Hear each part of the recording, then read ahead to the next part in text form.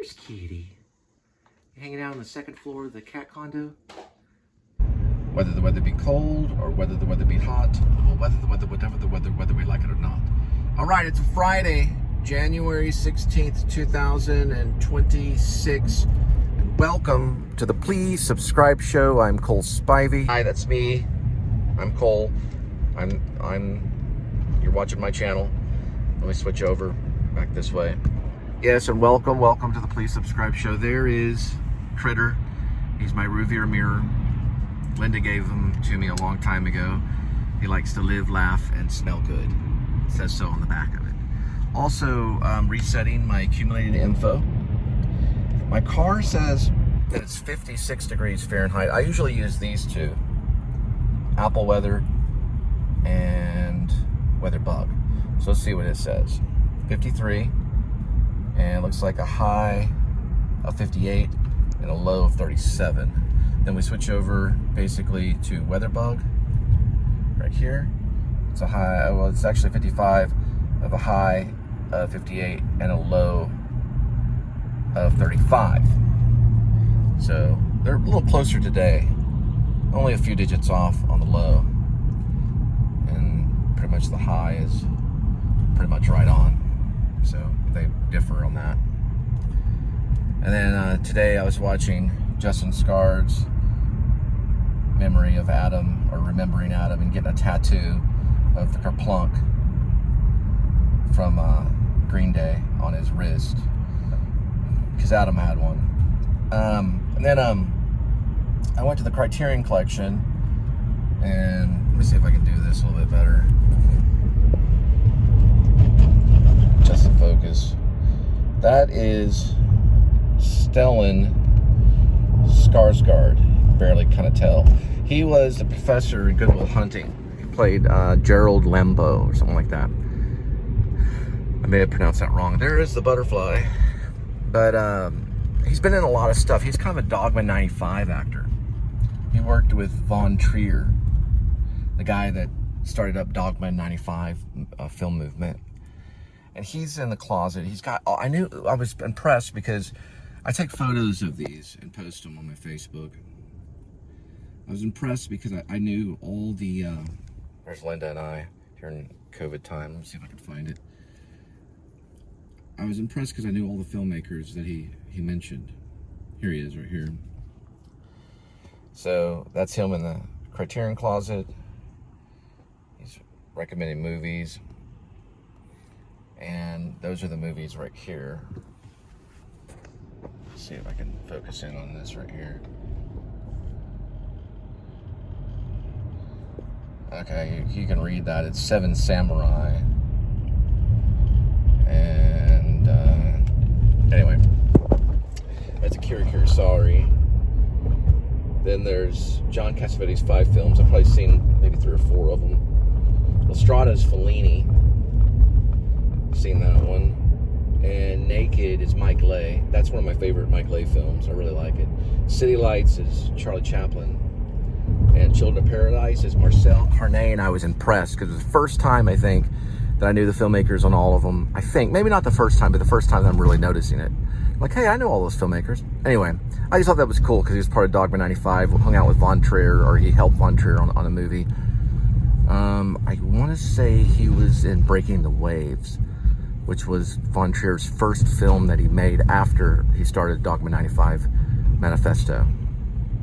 Which basically, you know, it's like Dogma 95 was trying to get to the nuts and bolts of filmmaking. They didn't want to use a bunch of, like, you couldn't use anything that was commercially published if it was a book or something. Anyway, I'll talk about it later, but please subscribe. And then if you'd like to support the channel and all our adventures and the things that we do, I'll leave my PayPal right here. And then also a big thumbs up and hit the notifying bell. But yeah, Von Trier was the Dogma 95 guy. I just was impressed. I knew that kind of trivia kind of stuff. And then okay, a few more things. Okay, I'll share a few more things before we get started. I got to watch. You can really tell this is like a very high tech editing. You can tell But this is how I am. So sorry.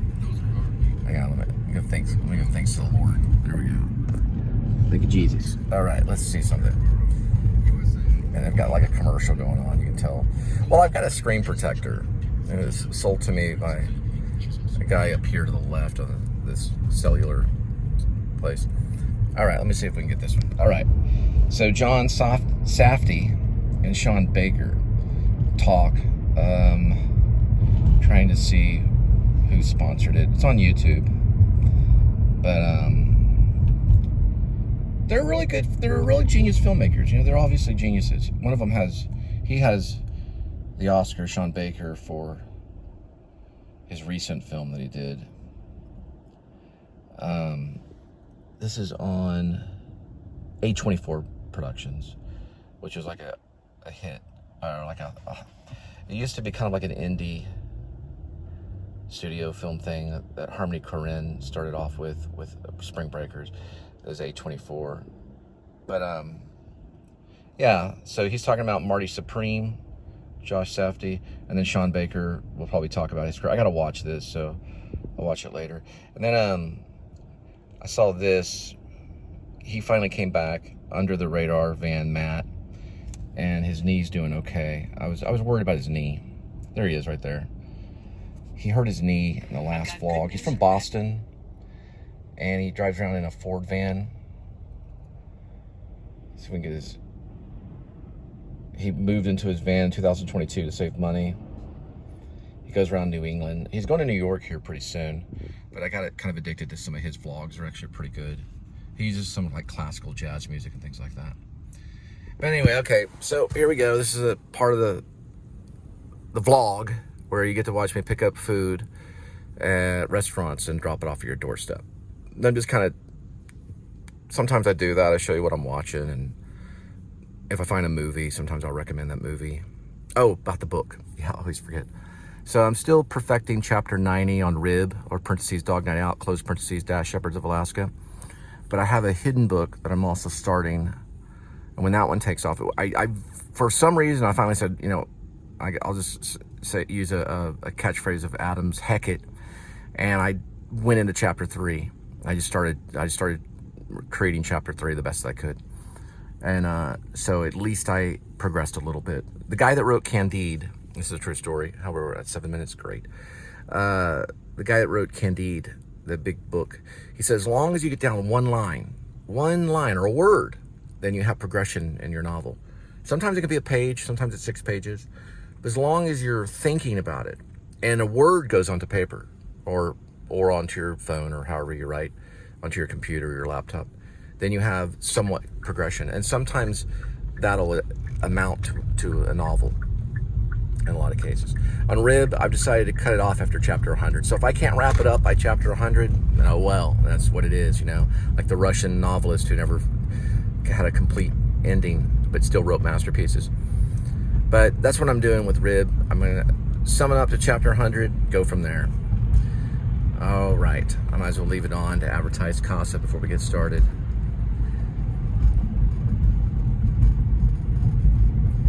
Anyway, Casa Manana coming up. Now they're actually doing Wizard of Oz. They'll finish that up on February 15th, and then they'll start Hairspray on the 28th, and they'll finish it up on March 8th for Casa Manana.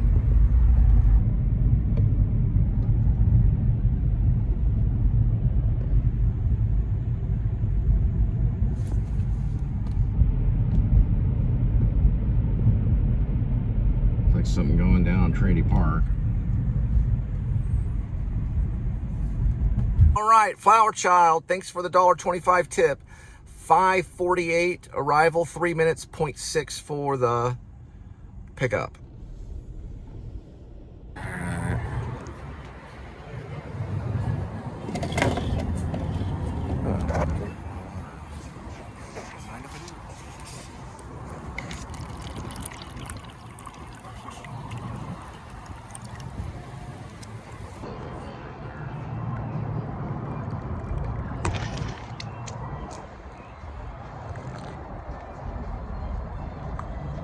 Drink more water. especially if it's cucumbers.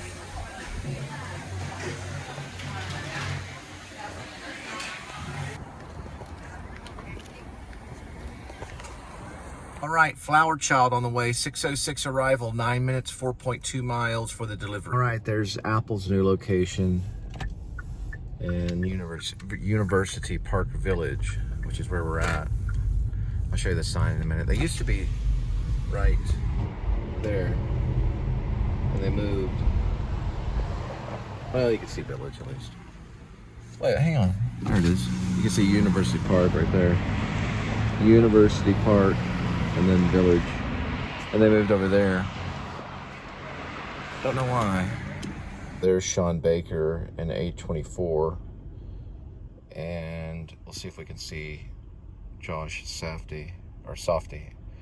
There's Josh Softy. He was recently talking to the filmmaker that did The Writer. Excavating that. Yeah. She did Zal.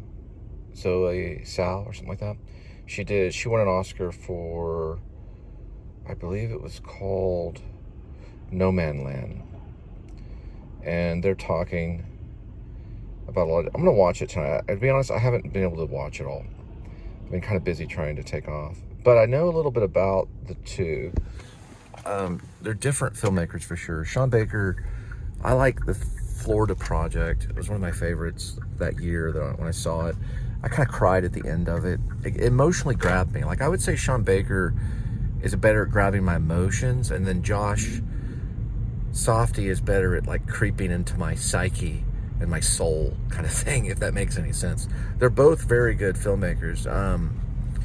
Josh and Benny Safdie they kind of hung out with, I think the rumor is, Casey Neistat, who's the YouTuber. And I don't know, I just thought they were really interesting.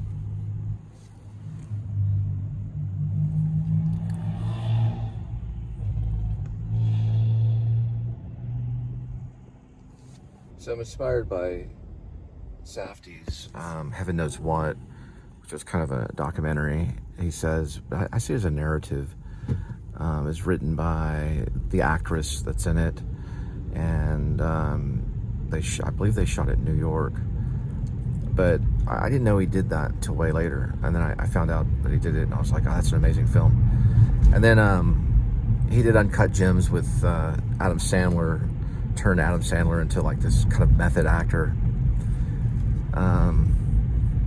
Sean Baker, the Florida Project is just, I think it's kind of like the peak of what he's done. I have not seen, and I've got to look up the thing that he won for an Oscar. I didn't see that one yet. About the sex worker who marries. It's an interesting subject. It's kind of like it kind of reminds me of maybe the Shakespeare's Taming of the Shrew kind of thing. I'll have to look it up. I should know these things.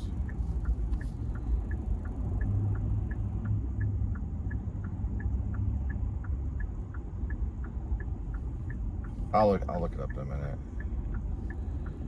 Hang on.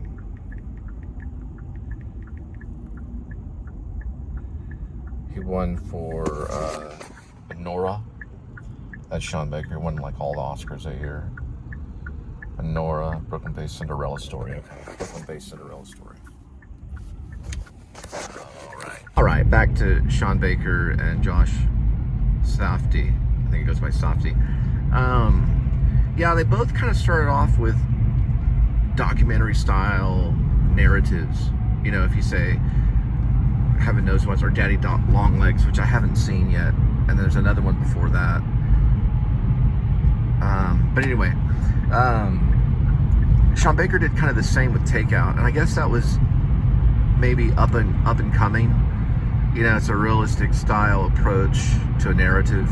Like, you think you're kind of watching a documentary, but it's actually a written narrative, you could say, or some of it may have been improv, you know. And so they took and ran with that.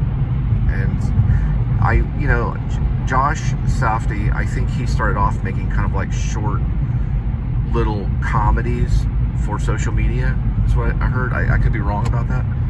Like, they're like little I don't know. I haven't seen any of them, so I don't really know. That's what I heard, that they were making almost like comic YouTube posts or something for a while, like on the subway and stuff. That all turned into heaven knows what, that style. So they learned a lot from where they came from, you know, from how they started. I guess the same with Sean Baker. But Anora, I have not. I'm guilty to say, or I guess I feel guilty about not seeing Anora. It wasn't at Redbox. You know, Redbox canceled. I wasn't able to get it from Redbox, and I wasn't able to fork over the extra money on, you know, to get it streaming. But it won, and it got all these Oscars, so I'm sure it's wonderful. It's a Cinderella story. The Florida Project was kind of the same feel, I thought, a little bit. You know, they were like super poor, trying to get to Disney World, I guess, maybe. They were living on the outskirts of Florida. The mom had to do horrible things to stay afloat, I guess. And then she lost custody of her daughter, you know. Basically, she lost her daughter towards the end. And the daughter realizes it and decides to kind of, in a way, well, celebrate her last day with her friends, you know, because they all live in this crappy extended stay place, like on the outskirts of the Florida Project in Florida, you know, somewhere probably in Orlando or somewhere in that area. Kind of the stuff where Adam the Woo was vlogging. If you watched Adam the Woo stuff, the comments on the Florida Project. I gotta keep track of this right here. Give me a second. Okay, I'm just looking at zip codes. Okay, now I'm back. Hang on. Let me see. This thing will stick every once in a while, and I gotta be aware of it, because I'm trying to do a vlog show too. But anyway, this is like, sorry guys. People like to talk about your stuff. Anyway, so yeah, so they're on like the outskirts of Florida, or really, I'm sorry, not the outskirts of Disney World in Orlando. At this crappy extended stay place. Willem Dafoe plays the manager. He goes by Willem. He plays the extended stay manager. You know, he has to help them. And yeah, so I guess it's Florida's version of what we call Child Protective Services. We would call them CPS here in Texas. I think they call them like FPS or something, Florida Protective or something. I don't remember the name that they used in the movie. They may have made that up, or it may have been true. It's basically Child Protective Services of Florida. And they find out the mom was doing stuff on social media that was seductive, you know, that was hinted at, I guess, kind of like sex working kind of stuff, and got busted for it or whatever. And so once they found out she had a daughter, then the CPS people, the Child Protective Services, take her away. And then so she's got one day or just a few minutes to go and see her friend. And so she goes and she's crying, and it just tugged on my heart, you know. And so I got emotional over it too. Is it still doing that? Let me see. And then I just hit a nerve, and I thought this is incredible. And then she takes the daughter takes her friend to Disney World. And he shot that on an iPhone, which I thought, I heard about that. But you know what? He actually filmed I think his first big film, Tangerine, was done on an iPhone 5, I think. I don't even know if it was an SE. It was like an iPhone 5 with a certain type of, I used to know the brand name of the lens. It was a lens, an adapting lens that hooked on the iPhone, and he made it look cinematic. And he released Tangerine, and that was all done on one of these, one of those devices. So yes, you can make a legit movie on one of these.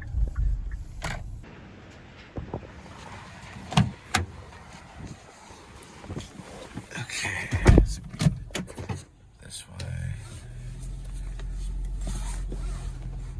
Anyway, I'll talk about Sean Baker and Josh and Benny Safdie and the differences between the two of them a little bit later. But they are different, very different filmmakers, and they're also geniuses. I think they're great. I got about 2 minutes of leeway, which is a lot sometimes.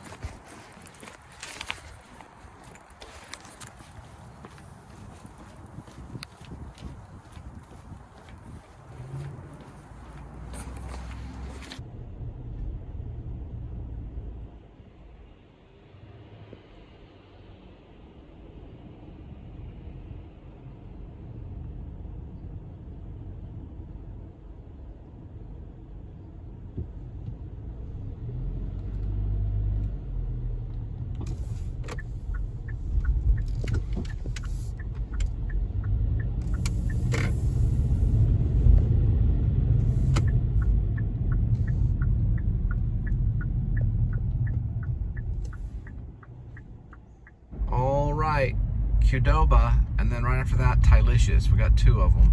First, Qdoba, 6:19 arrival, 1 minute, 0.4 for the pickup. Qdoba, Mexican Eats. All right, looks like it's 2 items. Create your own mini bowl and a taco.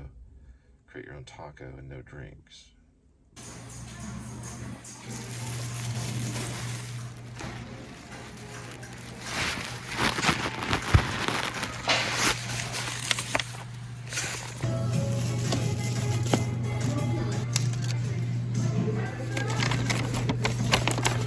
All right, next one is for Thailicious. 6:32 arrival, 6 minutes, 1.6 for the pick.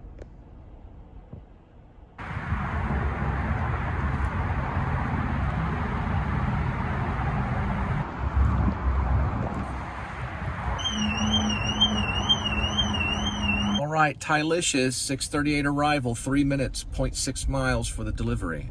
All right, you can't really see them, but there's thermal strips right here. You hit rear right here.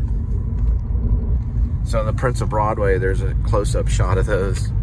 Sean Baker's film, which is like the detailed kind of stuff. I don't know if he knew that or he found it in the editing room, because you know they use it to de-ice the back of the windows because New York's extreme weather state, just like Texas is an extreme weather state, you know. There's detailed stuff in films, but that's why it came off as kind of like a documentary, even though it was a narrative. You know, detailed stuff is in documentaries, you know, stuff that the filmmaker may or may not have been, you know, accidentally getting, you know, while the film's in process and everything's happening. Like, oh, look, there's this boat right here, you know. Well, it's still part of the film because this is where the delivery drop-off is. Do you know what I mean? So you can kind of tell the difference between a narrative and a documentary. In some cases, it's kind of hard to tell the difference between the two. In Prince of Broadway, it was kind of hard to tell the difference between the two.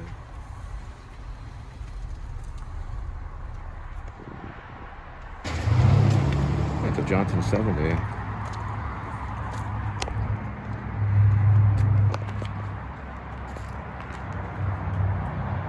Anyway, you know what I mean. I'm making sense to me, so if I make sense to me, then that's fine. Like, dude, it didn't make any sense. Yeah, right. I also read the first part of the Scottish play.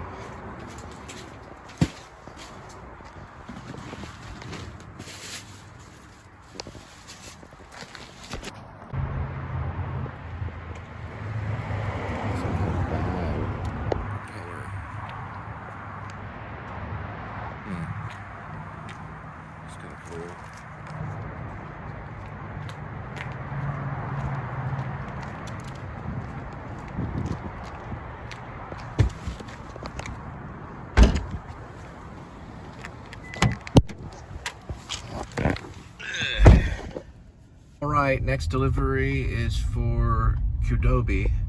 6:53 arrival, 11 minutes, 4.5 for the delivery. Just take a note that it's not moving right now.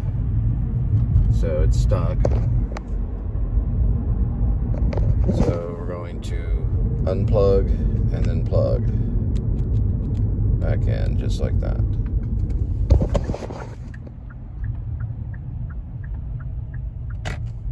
And there it goes. So I'm gonna see if I have to do it more than I did last night. I'm blaming it on the accessory and not on Apple.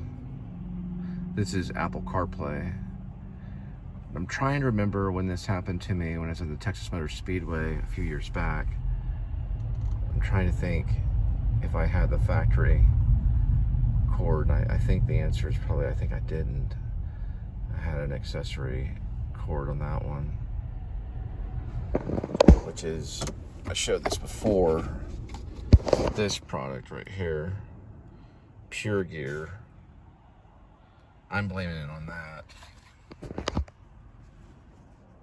and not on the iPhone 17, because that's on it. This is Apple right here.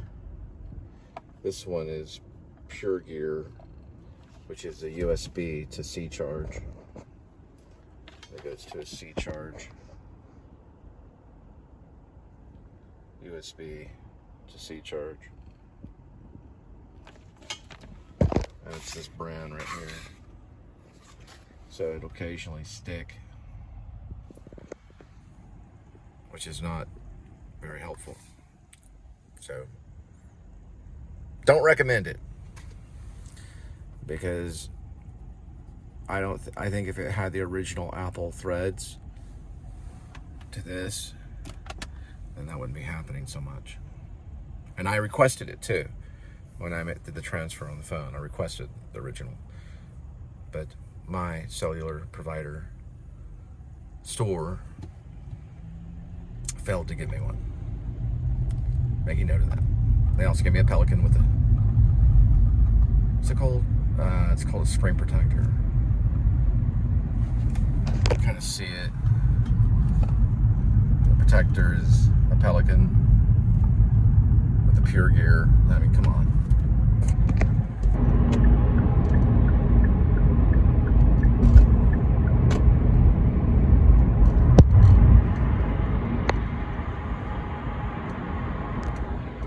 So it's holding up right now. We'll see how long it takes until it sticks again.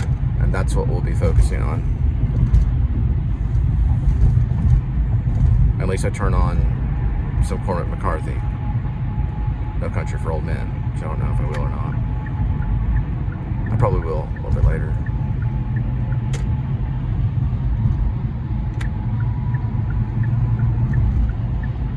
I think that all the cellular providers should have an Apple USB to C charge for cars, and all the cellular.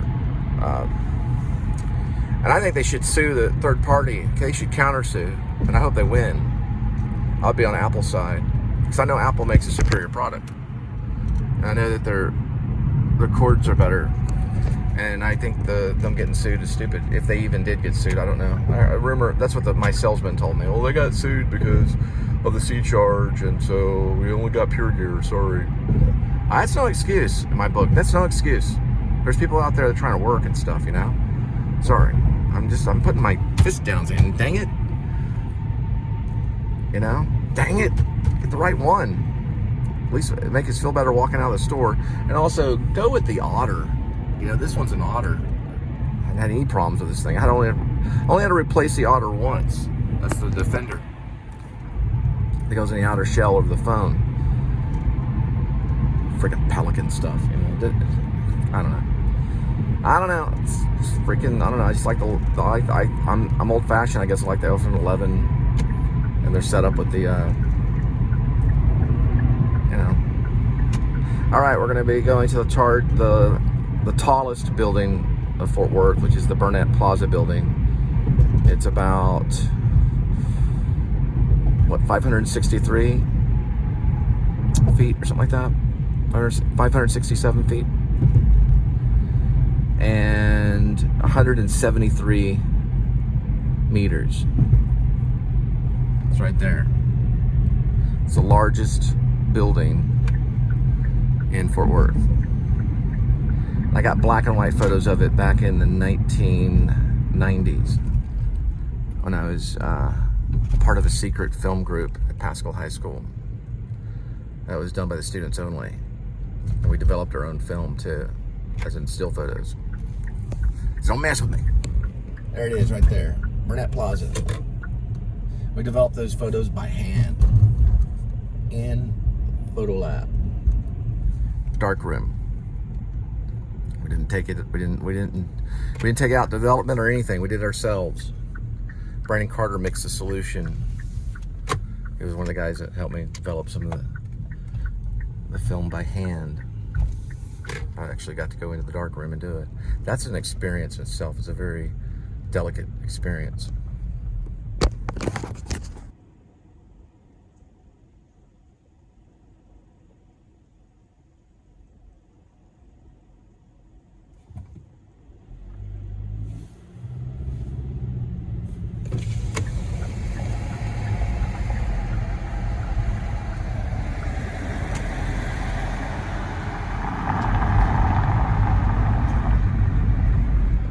Here's a little horsey. When you brought your horse to Fort Worth, you get a water right there.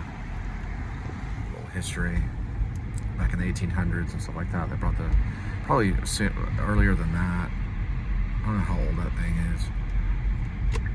Historically, it's a marker for when they brought their horses. There was a little well there for the horses to drink. That was the spot.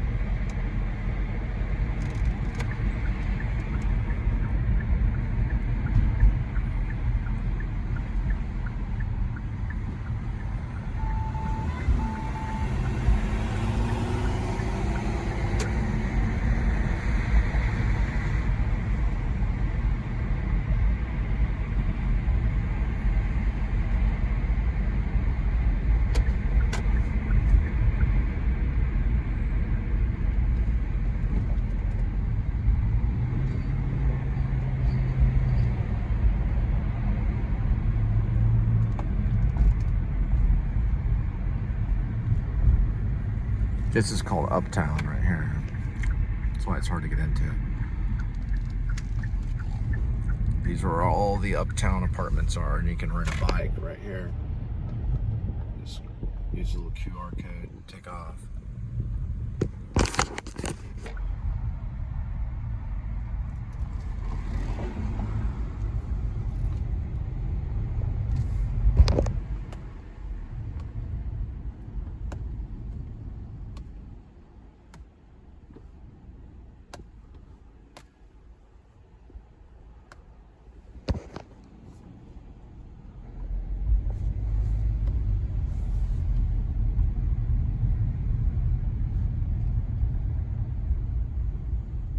That looks like a leasing center right there.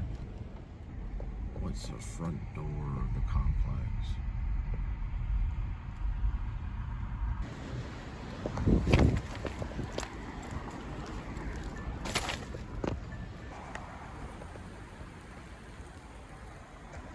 All right, Chicken Salad Chick on her way, 7:05, 7 minutes, 2.2 miles for the pickup. Do something real quick.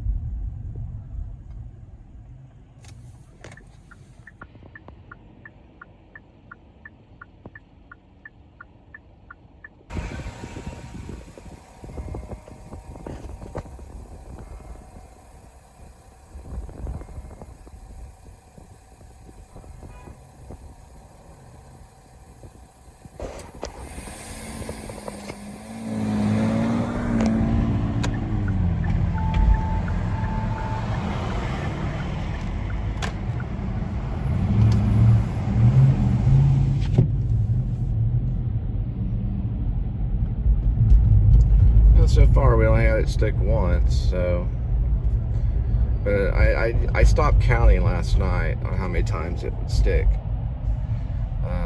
It was probably more than 10 times or more, especially towards the end of the night when I got over there by Texas Wesleyan in that area. It was like sticking every other time, so I don't know.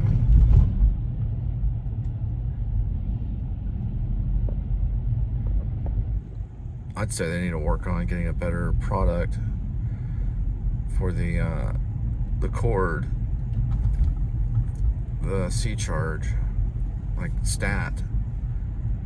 And when I looked on Google, it said Apple sold them. So I think the cellular stores are stupid for not even. I mean, like, you know, you should be able to sit down there like, okay, listen, do you want all your accessories to be Apple? And then you say yes. You know, did they get sued because of that? Because the cord had to be changed, and I guess they had more of them in different devices, and so they sold those to make, you know, I guess even more money on different products like Pure Gear and stuff. You know, it's not sticking right now. We'll see. We'll see how well it does. It could be a good or a bad thing. You know, let's just see how well it does. It's still working right now.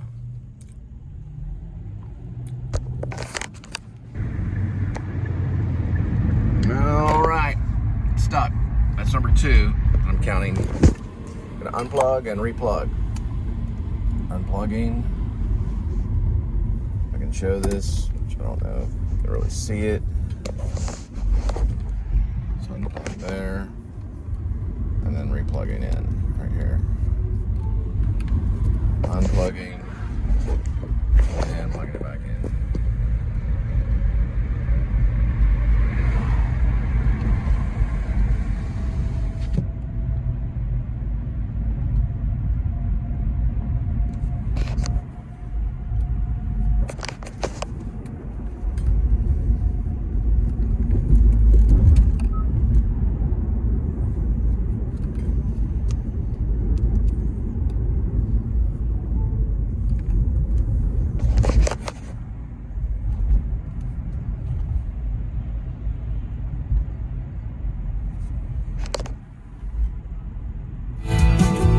There's the copyright that they want. That's probably why. That's what I'm assuming is why they're doing it, so they can get the copyright hits. And I don't know if that was enough. It probably wasn't. But anyway. Purple light. The purple light. It's the Purple Project. Alright. Now it's working again. So I had to unplug it twice and then plug it back in. I'm not blaming iPhone 17 Pro. I'm blaming Pure Gear, the accessory cord that's the USB to C charge. The one that I asked for them to replace with an Apple cord. Like, we don't have one. Well, of course you don't. But you did have the iPhone 17 Pro, so at least I got that. At least I got that. Right, iPhone? So at least I got some of it. It's not all of it. I don't know. I just think it would work better if it had all the. Why would they not sell it with the factory cord anyway? They used to always do that. Oh, I'm so upset. Yeah, because they got sued in a lawsuit. Okay, well, people get sued. It's life.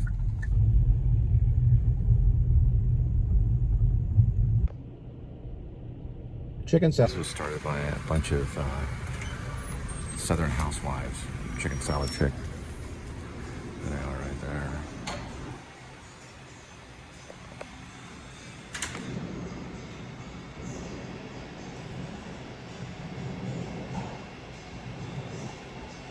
Stacy and Kevin. It's probably them right there. It's a husband and wife team, I think.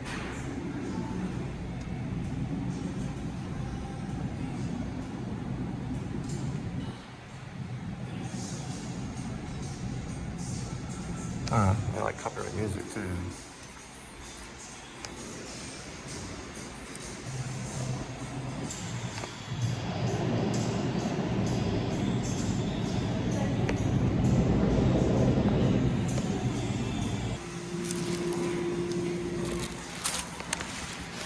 Go to the courthouse. That's cool.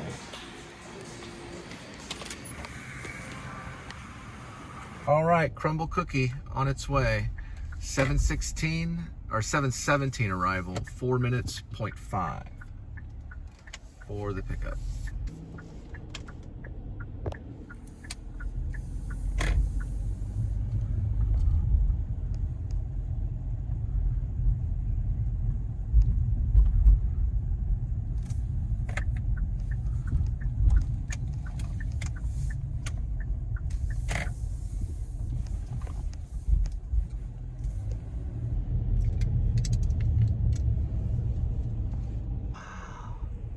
That's a really cool building. It's an old antique building. It flooded the second floor back in 1949. It's called the Montgomery Plaza. Yeah, and there was a flooding from the Trinity River, from the levees that broke in 1949. And it flooded all the way to the second floor. Right there. They had John boats out here taking people around.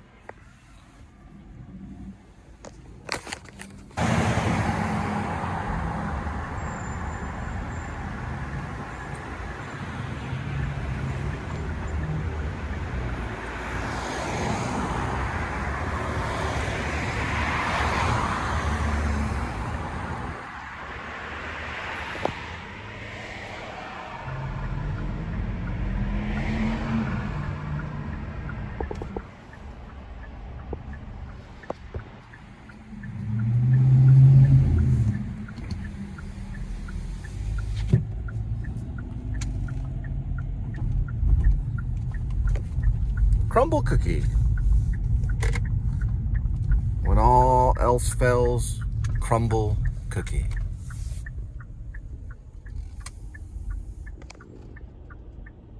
Crumble cookie. I'll try to show some of their display cookies.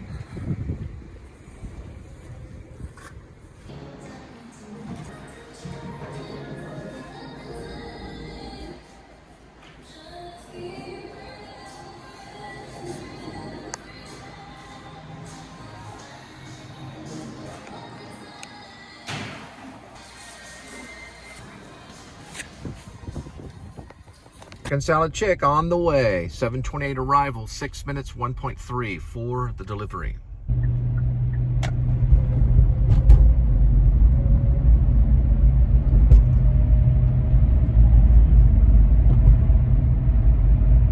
Looks like they turned all the lights off on West 7th. These are usually illuminated, different colors.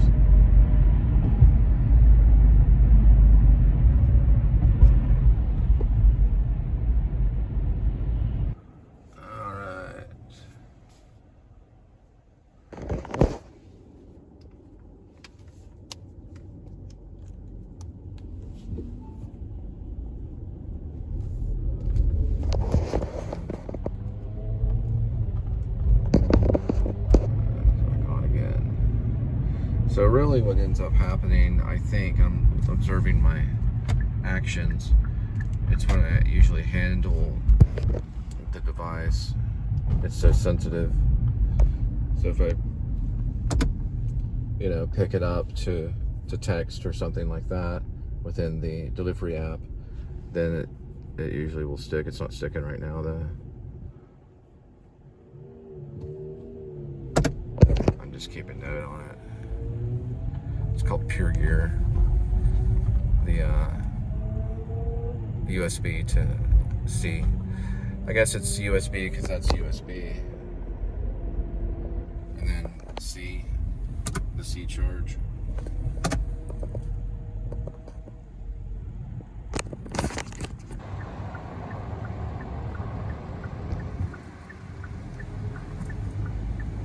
All right, going to the Worthington. This is where I ended up going to my prom, Pascal High School. A very loyal girlfriend, let me tell you.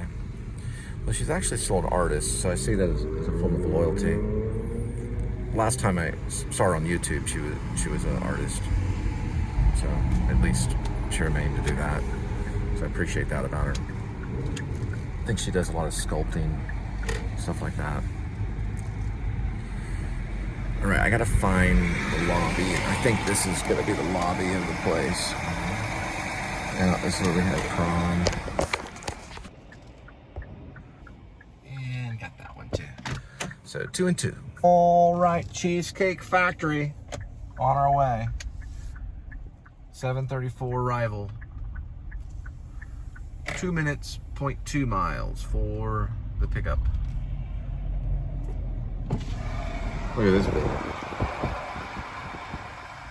They have a club called the Petroleum Club. And some of my family on my dad's side, some of my cousins and stuff, would go there. I don't know if it's this building or that one. But we got our photograph. We got a family photo in one of them. There's a little staircase up there at the top. I think it's that one for some reason. I want to say it's that one. At the very top, it's called the Petroleum Club. It's a club they belong to.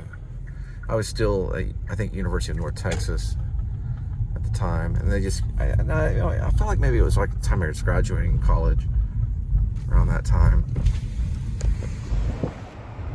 And we went to the top, the very top of it. Got a photo. And there are rooms up there. There's like a little staircase. That you can stand on for photos and things like that. We are going to the Cheesecake Factory. So they want us to approach this side. We're gonna go before AMC, which AMC is right here. I'm just gonna snake around that way. It's the best way to go because they have a place to park for delivery.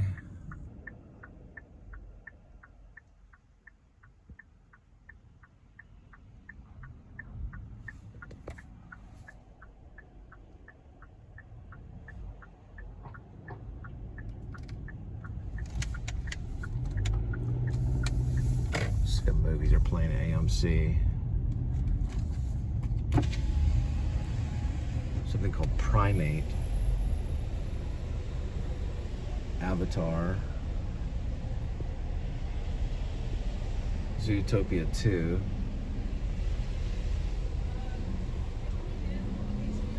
SpongeBob. And Marty Supreme. Right, that's what Safdie directed, was Marty Supreme. Might be up for an Oscar for that one. It's got the Timothy Chalamet in it.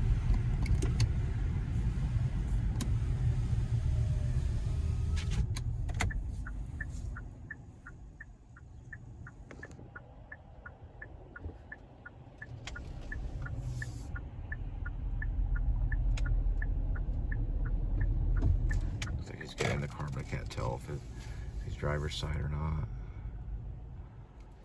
Yeah, looks like he's trying to go. We'll just go around this way.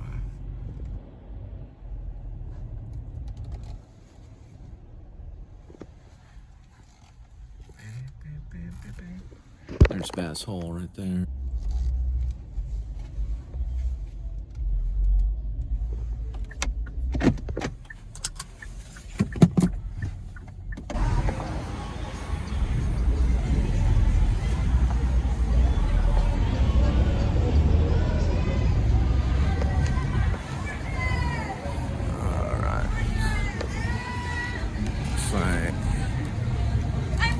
Seafood and steaks. Steak Diane. That's pretty good.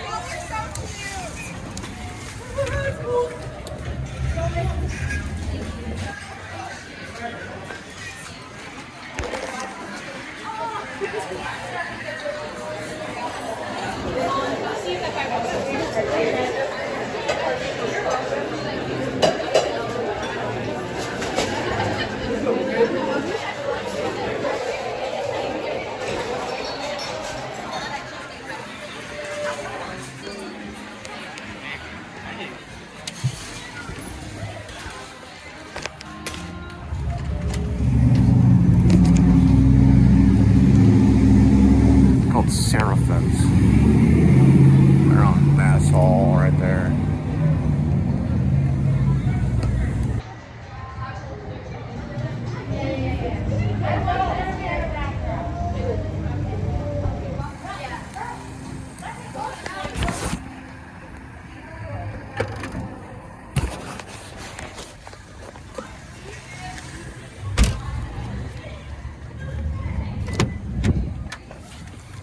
Okay, yeah, they're called seraphims. They're mentioned in the Bible. Right, Cheesecake Factory on the way, 7:57 arrival, 14 minutes, 8.6 miles for the delivery. The Unicorn Birthdays, Bob Singleton, Music and Story. Then they're doing the Wild West Rodeo. I think on the other side, like Samuel Clemens, a photo for Tom Sawyer or something, I don't know what it was. Or maybe for Mark Twain. Maybe the story of Mark Twain.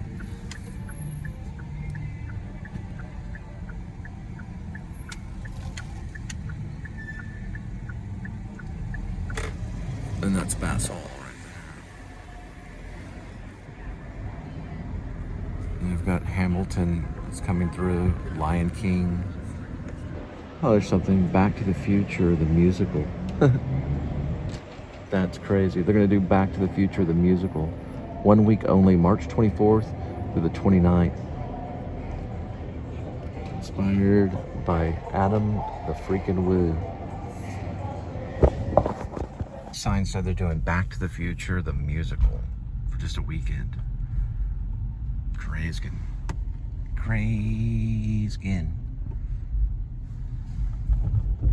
That's when something's crazy again and again and again, over and over and over again. Crazy. Crazy again. Crazy. It's a little catchphrase I made up. Now it does this, and that was on the original, my original iPhone 11. You can hit ignore limit right here. I'm just kind of showing you some of the stuff I go through. Then it goes back over here. It doesn't stick though when it does that. It does it for 3 different devices. I mean, for 3 different apps. One of them happens to be Google Maps.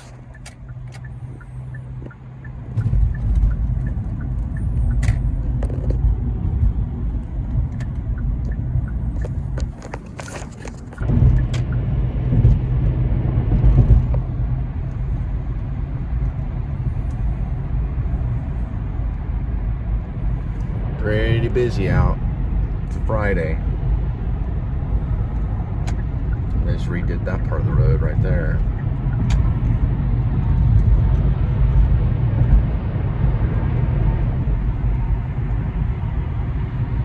This is cheesecake going 8 miles.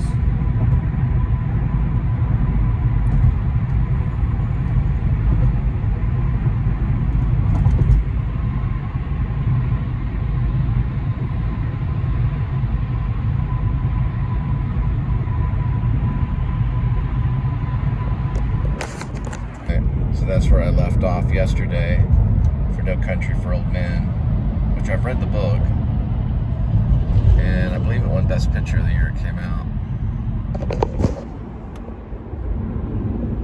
I gotta get through this Facebook advertisement. Alright, we know about Facebook. Thanks a lot. The sideboard and unplugged the percolator and brought it to the table. Yes, I do a little marker that I write down right here in notes. So I'm on part 5, and 303 is where I left off. I didn't mark it exactly, so that should be about right. So that's exactly where I left off last time. Wood. She rose and went to the sideboard and unplugged the percolator and brought it to the table and poured his cup and sat down again. Just don't come home dead some evening, she said. I won't put up with it. I better not do it then. Bell stirred his coffee. He sat holding the steaming spoon above the cup. Then he laid it in the saucer. I don't know yet.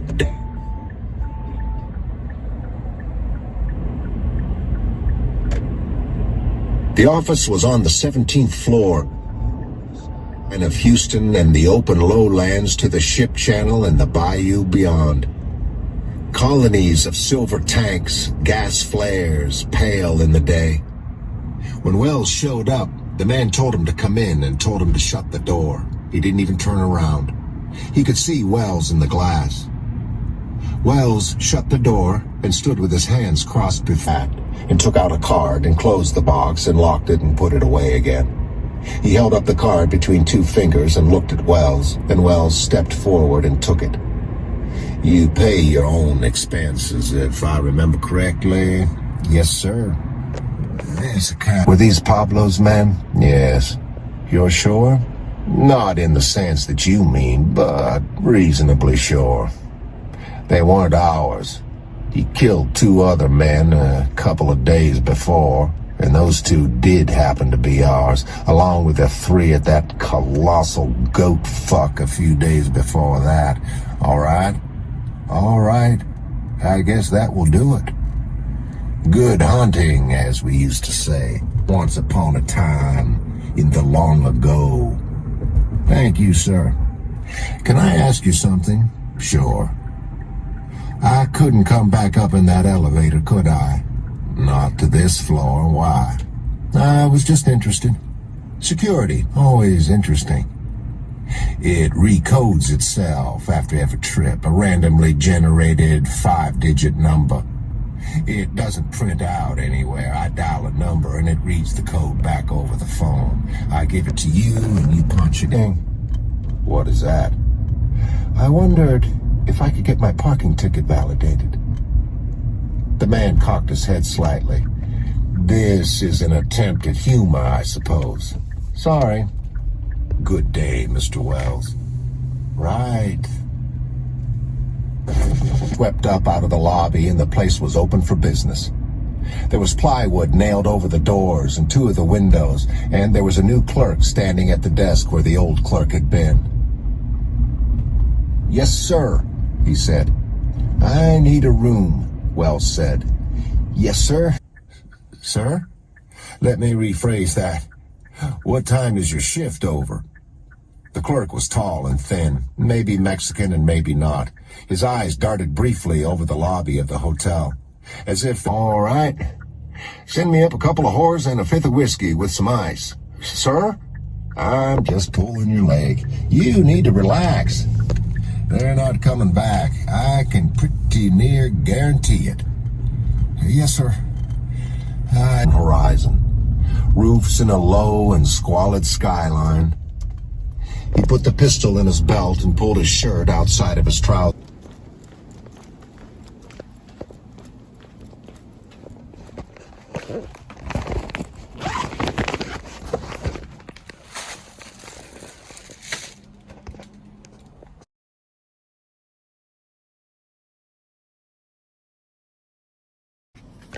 And this break, or snack break, is brought to you by cashews.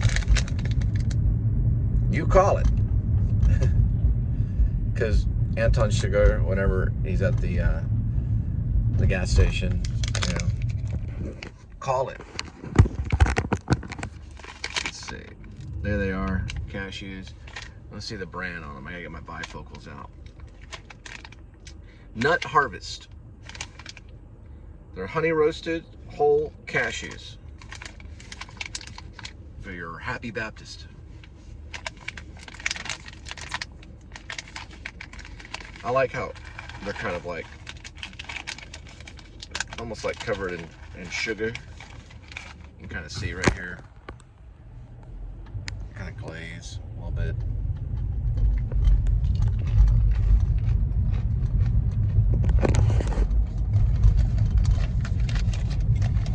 I think hardly up by them. It didn't take like a handful though. It's very orderly. Now he put the cashews in his mouth. You watch the scene. He takes, almost looks like he's eating peanuts, but they're actually cashews. He takes the cashew and he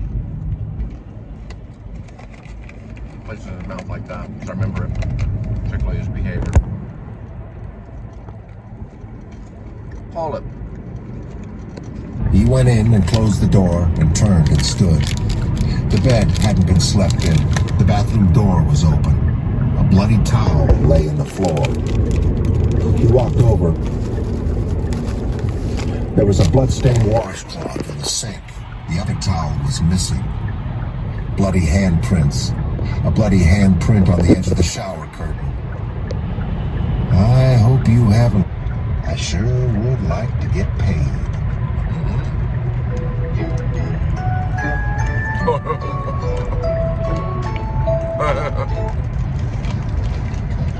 Commercial. My daughter stains in the concrete of the walkway where Moss had been shot. He went back to Main Street and started again. Bits of glass in the gutters of the theater. Something caught his eye at the second floor level. He got up and walked down and crossed the street and climbed the stairs. 2 bullet holes in the window glass. The tap was in Spanish. Dim noises from the street. A motorcycle. A dog. He turned his face on the pillow and looked into the eyes of a man sitting on a metal chair against the wall, holding a bouquet of flowers. How are you feeling? I think you know who I am. I brought you some flowers. Moss turned his head and lay staring at the ceiling. How many of you people are there? Well, I'd say there's only one you've got to worry about right now. You. Yes. What about the guy who come to the hotel? We can talk about him? Talk then. I can make him go away. I can do that myself. I don't think so. You're entitled to your opinions. If Acosta's people hadn't shown up when they did, I don't think you would have made out so good. I didn't make out so good. Yes, you did. You made out extremely well. Moss turned his head and looked at the man again. How long have you been here? About an hour. Just sitting there, yes? You don't have much to do you? I like to do one thing at a time, if that's what you mean. Oh, darn hell, sitting there. Well, smile. Flowers now. All right. He rose and laid the bouquet on the bedside table and sat back in the chair again. Do you know what 2 centimeters is? Yeah, it's a measurement. It's about 3/4 of an inch. That's the distance that mystery. Is that what the doctor told you? Yes. You know what the liver does? No. It keeps you alive. You know who the man is who shot you? All right, St. Paul Lutheran's Church and School. The billboard says, God sent forth his son, Galatians 4:4. And that is honest truth. He sent him to die for our sins, because we're not perfect. And he rose again on the 3rd day to tell us that we can baptize and heal. And as long as we believe in him as the one and only holy God, then we'll have eternal life in paradise, in heaven. And to have very short futures, non-existent in fact. Well, good for him. You're not listening. You need to pay attention. This man won't stop looking for you. Even if he gets the money back, it won't make any difference to him. Even if you went to him and gave him the money, he would still kill you, just for having inconvenienced him.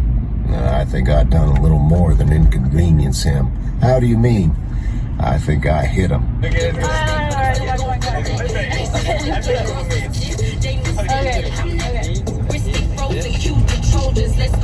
Whole lot of good.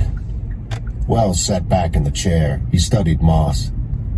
You think you killed him? I don't know.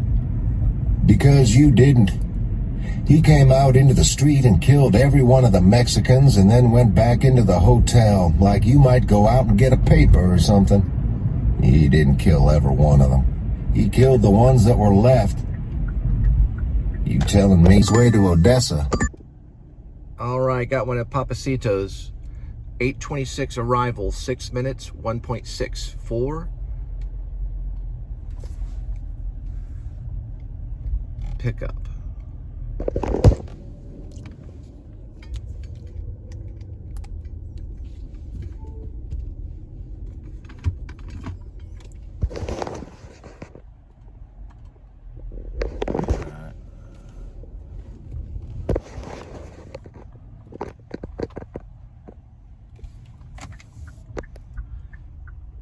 You should have seen what I was going through with the lightning cord, though.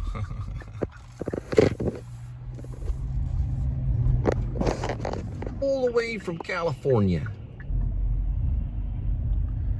Pappasitos Cantina, treat yourself. Is that ash in your grill? Yeah, that's my pin name. Ash Road.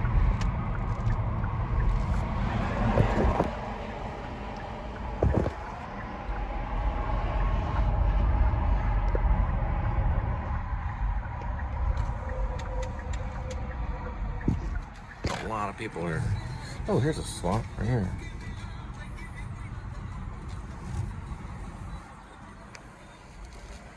We'll see how they do this time. They get busy. It's on a Friday. Yeah, it's a cool bike. Little Suzuki. Never seen that before.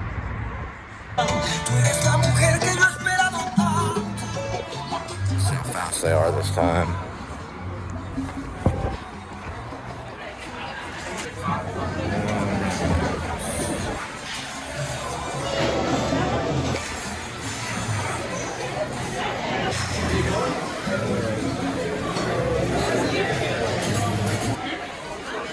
Cool, they got a private sink. I'll give a thumbs up.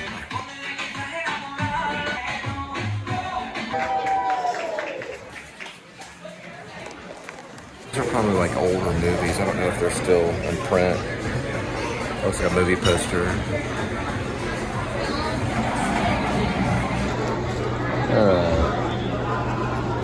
So, Darigidis Poor, and the director's right there. That's his photo, or his movie poster. From 1905 to 2000, well, let's see. 1905. Mexican film director.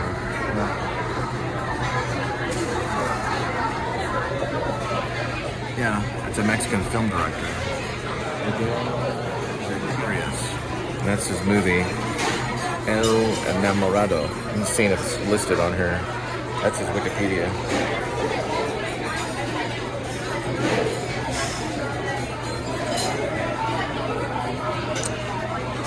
Let's see, El Enamorado.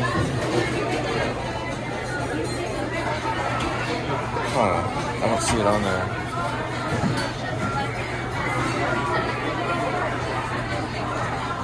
Could be a lost film. Doesn't show up on his filmography. Oh, as a director, he was an actor. No, he was a producer. Okay, he's also a director. Yep, it is there. 1952. It's a 1952 film. From 1952. There's the movie right there.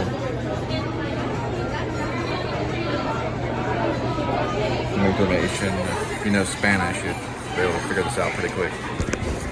Looks like it was a comedian Western, like a comical Western.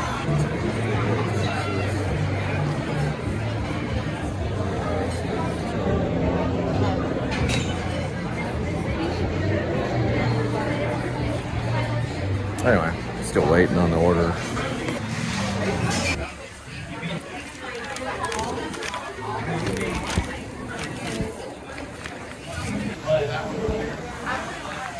Alright, these are cut hard straps.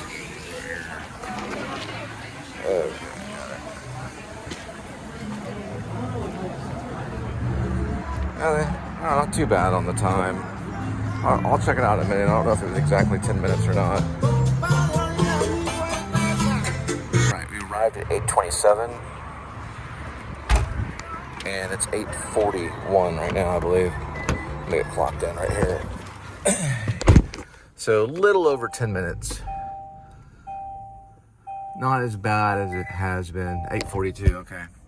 All right, Pappasitos, Katina on her way, 8:54 arrival, 12 minutes, 4.5 miles. This is a pretty good pickup. All right. So expect 10 to 15 minutes for the pickup on that one. That's usually been the case. I've had it's been a little longer than that. But they got a lot of different stuff. Some stuff with fajita meat in it and all kinds of high protein kind of stuff. There's the little cowboy. And still with the lasso. On our way. Oh, I got stuck again now. Not stuck on this one for some reason. But we'll keep an eye on it. So far, I think it has got stuck about around maybe 4 times, maybe.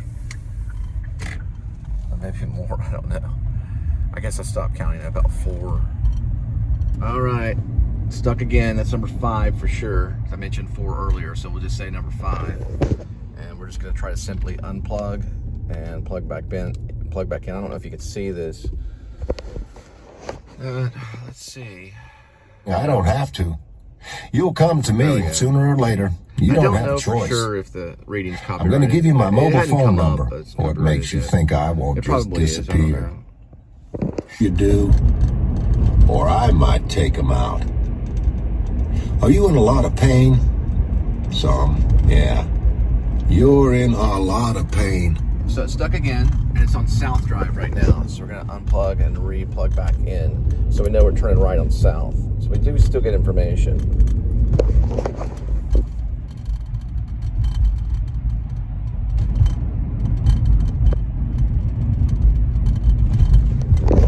So we're looking for South Drive. There it is.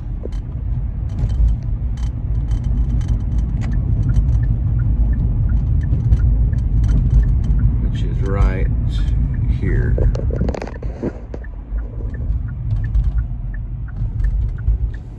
remember this? Because I do. All right, and then we'll turn right on Anita.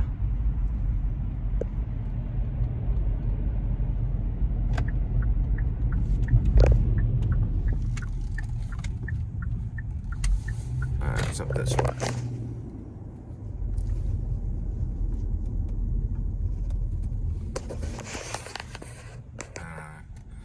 So it takes a little bit of readjusting, but ultimately, it's not as bad as what the lightning cord was doing.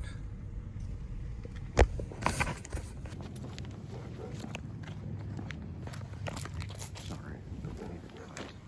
This kind of stuff right here. Yeah, trim that.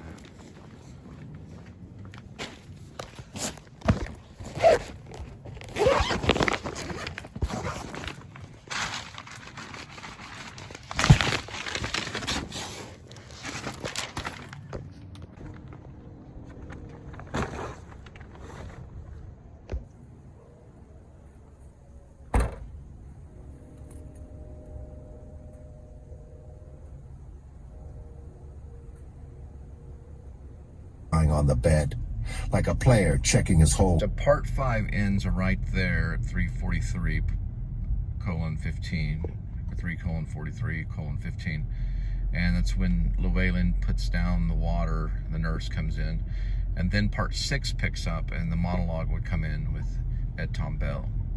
The monologue usually always comes in at the beginning of the part, so this is where part 6 is at 3:4:35 on this particular post. Baptist preacher at the same age, pastor of a little old country church. He left there to go to Lubbock after about 3 years, and when he told them he was leaving, they just sat there in that church and blubbered, men and women alike. He'd married them and baptized them and buried them. He was 21 years old, maybe 22. When he preached, they'd be standing out in the yard listening. It surprised me. He was always quiet in school. Well, I was 21 when I went in the Army, and I was one of the oldest in our class at boot camp.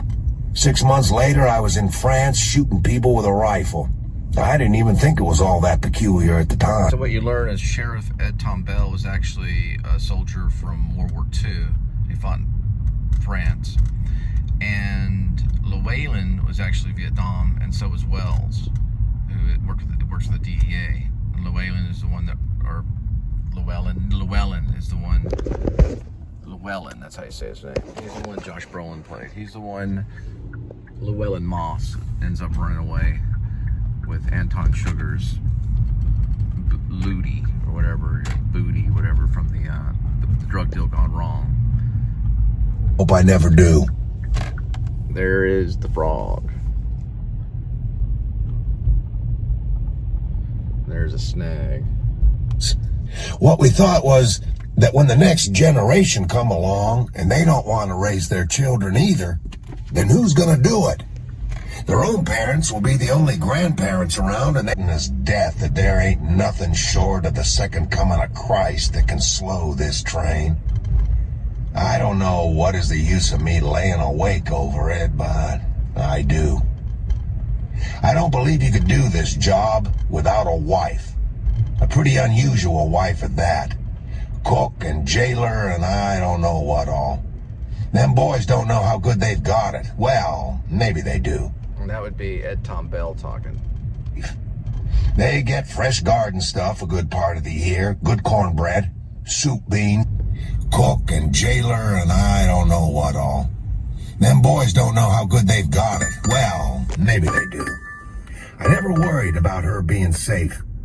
They get fresh garden stuff a good part of the year. Good cornbread, soup beans. She's been known to fix them hamburgers and French fries.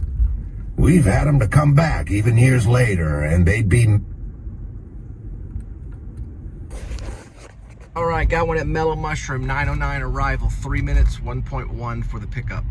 So, I don't know about the book, but the movie reveals 3 different generations. It reveals the Ed Tom Bell generation, which is the World War II soldier that's still fighting a war when he's here in Texas.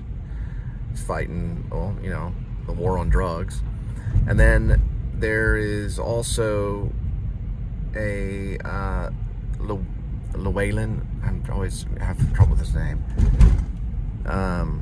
Llewellyn, like a well. Llewellyn, he's from Vietnam, so he comes back here and is involved. And they're like a darker shade. Wells, who I believe Woody Harrelson plays, and Josh Brolin plays Llewellyn, which was appropriate for him. They're fighting more of a dark side of the war on drugs. They're more like involved in it. Then there's the young generation that Anton Chigurh runs into and gives the money for the shirt, and those are the kids. You know, that would probably be from the late 70s, you know, or from probably the early 70s. You know, that would be my generation, and they're just kids riding around on bikes, you know. And, you know, he offers them money to get the shirt because he gets in the accident and hurts his arm at the end of the movie. So I don't know if anyone's ever noticed that. That's about 3 different generations, even though that moment is a moment in the book. You know, he didn't have to, Cormac McCarthy did not have to choose that moment to end the story, but he did. I think it's in the movie too. And so he walks off, you know, to, you know, more than likely probably to die of the infection from the injury, because he wouldn't go to a hospital, but he wouldn't have been able to recover from that. I think that's what Cormac McCarthy kind of hints at, that he'd die a pretty hard death. Anton Chigurh probably did from the infection of. He might or might not have. He might have made it back to Mexico, but regardless, they don't show him being captured. But he does communicate for a moment with that generation, which is a generation that was never drafted to a war. And World War II there was no draft in that either. The only draft where they forced them to go was Vietnam. And it's a darker war because they see that as a losing war. So those soldiers fight a losing battle because they're involved in it the wrong way, in a selfish way.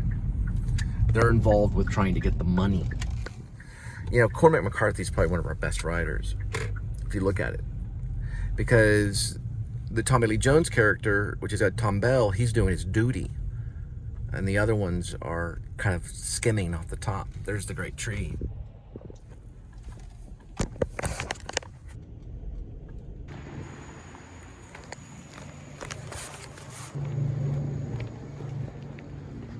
Alright.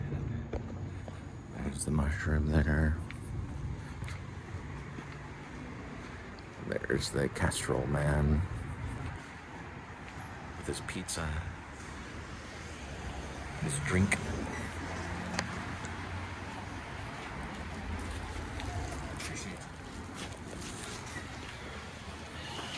They said they got a smash burger. Get a bigger bag. It's a pretty big order.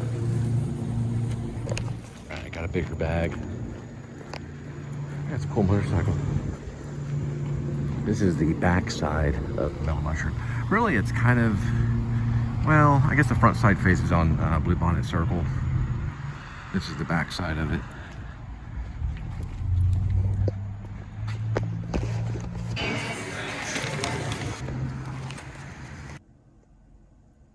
All right, Mellow Mushroom on the way. 9:23 arrival, 3 minutes, 0.7 for the delivery. I guess this real fancy one right here.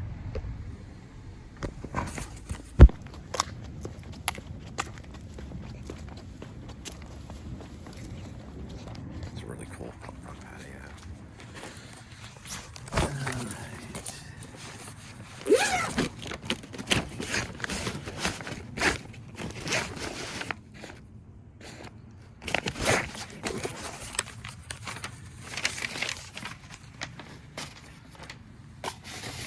Scrumptious pizza.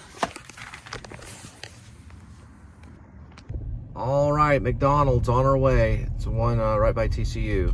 9:28, 3 minutes, 1.1 for the pickup. Sometimes we didn't have long, and they don't want to raise their children. He talked about that.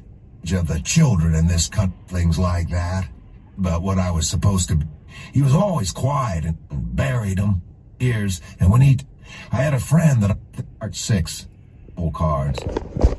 He looked at the pitcher of water, but then the nurse came in.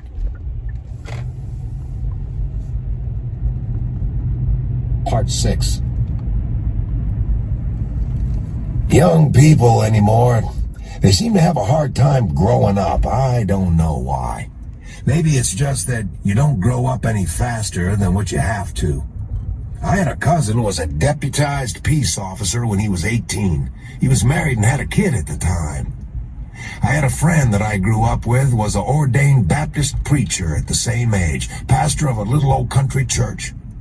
He left there to go to Lubbock after about 3 years, and when he told them he was leaving, they just sat there in that church and blubbered, men and women alike. He'd married them and baptized them and buried them. He was 21 years old, maybe 22. When he preached, they'd be standing out in the yard listening. It surprised me. Something I don't know, or there's something that I'm leaving out. But them times are sad.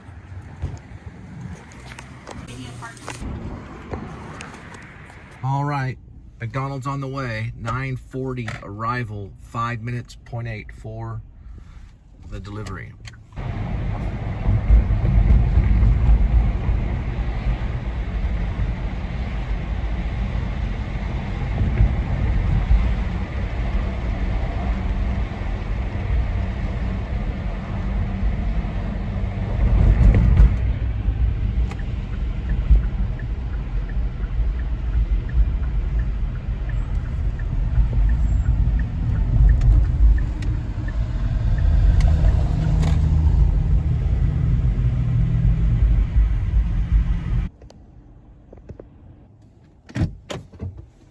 Right, 7-Eleven ID check on our way. 9:43, 2 minutes, 0.5 for the pickup. This thing should switch over.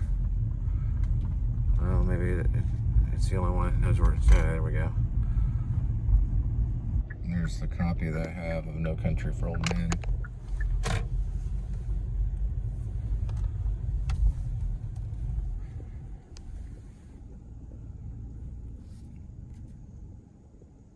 According to Google, it's 300 pages, but according to Apple Books, it's 536 pages.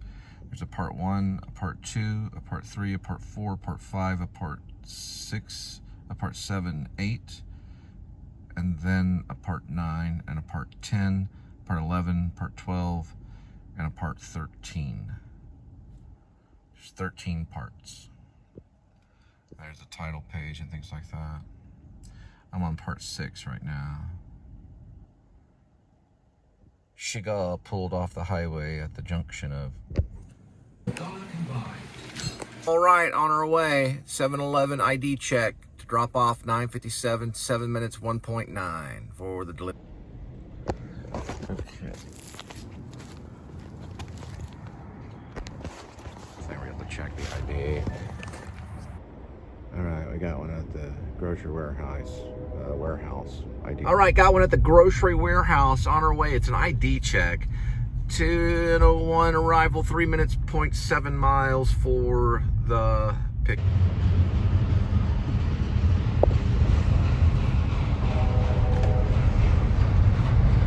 The train, yeah, kind of spooky. Get scared, 'cause this thing's stuck. But I know where it's at, so.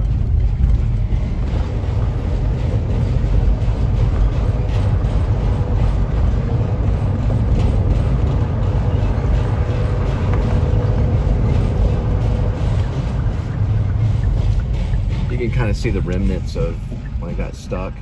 You can see like where you turn and things like that. So it's like kind of in this catty corner. You just go straight through here.